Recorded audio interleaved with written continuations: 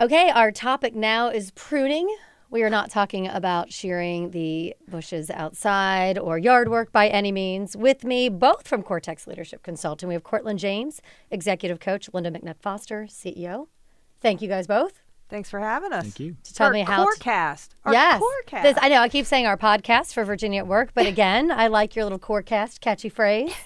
Okay, first question. I'm going to throw it out. I'll let you guys conquer which one's going to answer this. What is pruning? Well, pruning, it's interesting that you mentioned the landscaping. I was actually a landscaper for one of my first jobs, and when we pruned in that job, you prune a bush to trim the excess to increase the fruitfulness and growth of a plant. So apply that metaphor to the workplace, and it's trimming off everything that's holding you back from being as effective and achieving your desired outcomes. And how often, Linda, do you see that when you are training executives that they need that skill in their life? Honestly, you need to do it every week. Really? It's part of, to coach yourself once a week. You say, what do I need to start doing, stop doing, and keep doing? And the stop part is the pruning. And some of those stop things are super easy, and some of them are hard, right? Absolutely. Personnel decisions, pruning the wrong, bad fit personnel decisions, huge. Lots of thought, lots of consideration. Stopping eating chocolate every night, pretty easy. That's not a big decision. Bad, prune. But not easy to do. That's the thing. We're adults, right? Our minds are set. Mm-hmm. Our brains have neural pathways. We've been doing the same habits for a long time. So when you ask an adult to change a behavior, to speak in a different way, I always think about tone. Yes. I'm in a hurry. I'm a high driver influencer from DISC, right? And when I'm in a hurry, I'm on task. Mm-hmm. And you say, Linda, I need you to change your tone when you're having anxiety and need to get a task done. Like, that's, any type of change that adult needs to do takes a lot of intention, a lot of work. You have to think about your new pathway. You have to set up new triggers for yourself so that you can prune that behavior.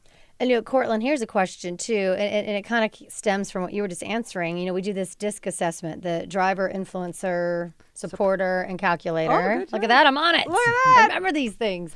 And so when you're pruning, I would assume, you just said tone of voice, it's very different depending on who you're talking to. And I know you were saying you're a high driver, so you're like, just do it, let's move on. And someone else might be like, oh, he's so mean. How do you figure out how to say it to who? I mean, how do you know what they want and what they're expecting to hear from you so you don't offend them? It's really about speaking to each behavioral style and communicating with them in a way that they want to be communicated with. And each behavioral style has a different, hot button and a different, way that's really going to open them up. So when you think about somebody like drivers, we have to be very careful when we're on task not to come across curt, not to do drive-by delegation, that sort of thing.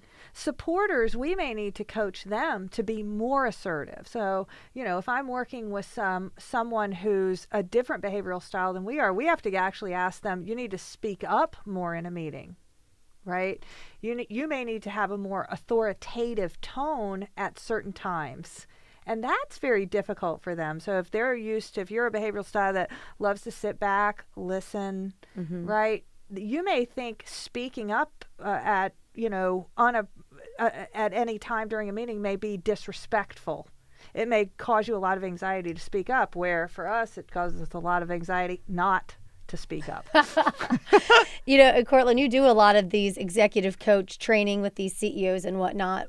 When it comes time to prune, what are the things that you see that they need to prune mainly? Is it personnel issues? Is it more habits? I mean, when you talk pruning, I'm assuming it's a wide spectrum of things.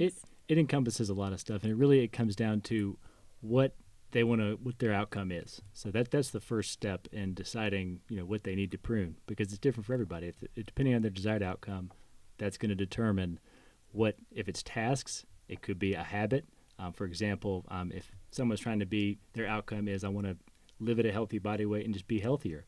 The chocolate is probably an easy habit that needs to start to be pruned. Right. And that can affect the workplace as well.